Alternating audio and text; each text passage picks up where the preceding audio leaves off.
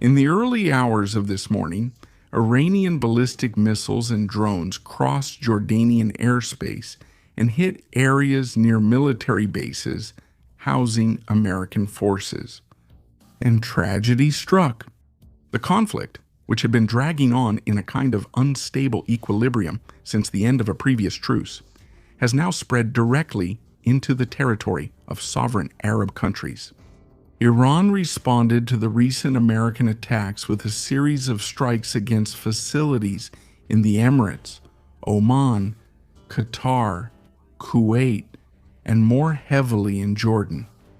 The Islamic Revolutionary Guard even published videos of the missile and drone launches, paying tribute to the country's martyrs, and claimed to have destroyed drone hangars, command centers, and support platforms for American aircraft in those locations. Independent reports confirmed that projectiles and drones did indeed reach the targets or were intercepted near them. This expansion of the battlefield shows that the situation has moved beyond the initial bounds of a bilateral exchange, that the situation has gotten out of the initial control of a bilateral exchange.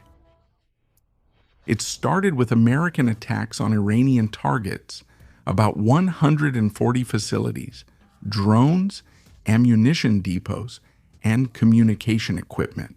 It triggered an Iranian response that now involves multiple countries in the Gulf region. Jordanian, Kuwaiti, and other states' air defenses intercepted most of the projectiles, but fragments fell in populated areas and caused material damage and injuries. In Jordan, the attack was the most precise and direct, and it surprised the authorities of the United States and Jordan itself. The Malfaq Salti Air Base, which operates American aircraft, was the main focus. The Revolutionary Guard claimed to have destroyed even fighter jets and other aircraft in fortified hangars. American military sources confirmed to CBS News that several American personnel suffered serious injuries in this incident. There were no deaths, but the presence of American troops on Jordanian soil turned the kingdom into a direct target.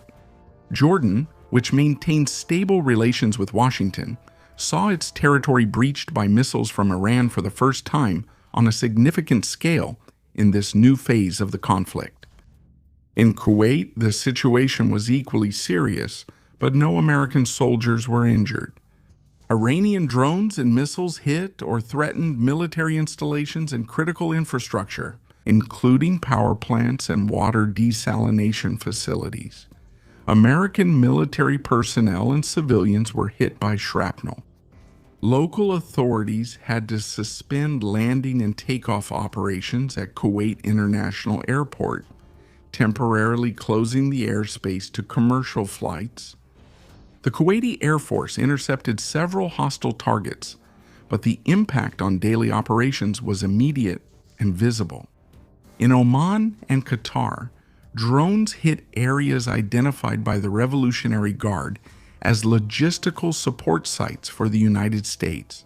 Qatar, which had escaped direct attacks since April, recorded its first significant incursion in this new Iranian wave, with Qatar, so far, being the main country seeking a peace deal in the negotiations.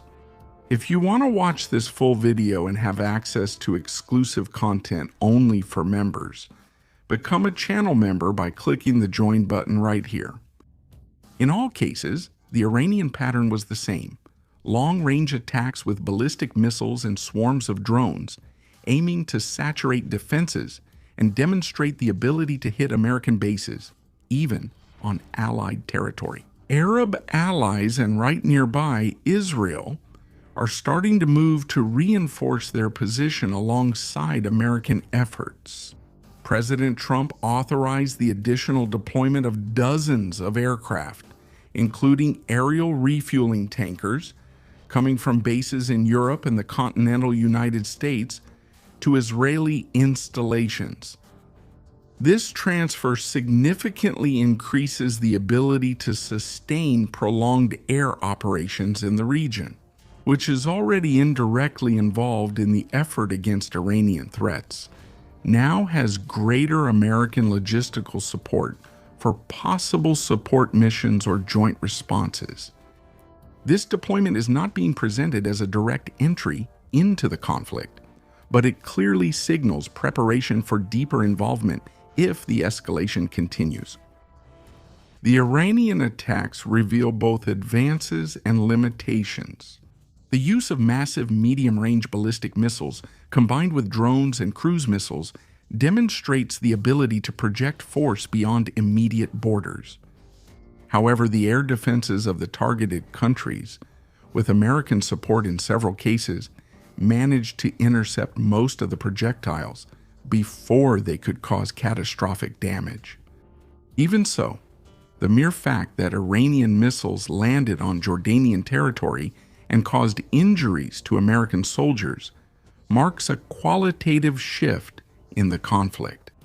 Iran has once again threatened to completely close the Strait of Hormuz, through which about a fifth of the world's seaborne oil passes. But it also threatened the Bab al-Mandeb Strait through its proxy group, the Houthis. Such a move would cause regional chaos. The Americans responded by strengthening the naval blockade of Iranian ports and maintaining a strong naval presence. Commercial traffic dropped drastically within a few days, and oil prices already reflect the instability. Now, the conflict has reached a point where containment options are narrowing. Now, with the escalation out of control, the United States is considering more direct responses. Among the possibilities discussed internally is the intensification of attacks against the Iranian chain of command and critical infrastructure, including even high-value targets linked to the leadership of the Revolutionary Guard or against better protected nuclear facilities.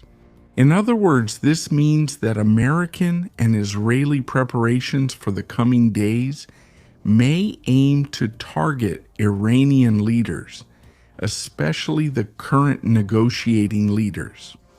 Become a member to watch this full video and receive exclusive members-only content. Just click this button here. Leave your analysis in the comments.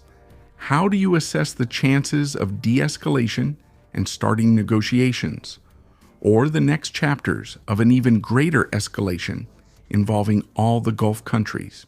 Subscribe to the channel and turn on notifications so you don't miss the next videos.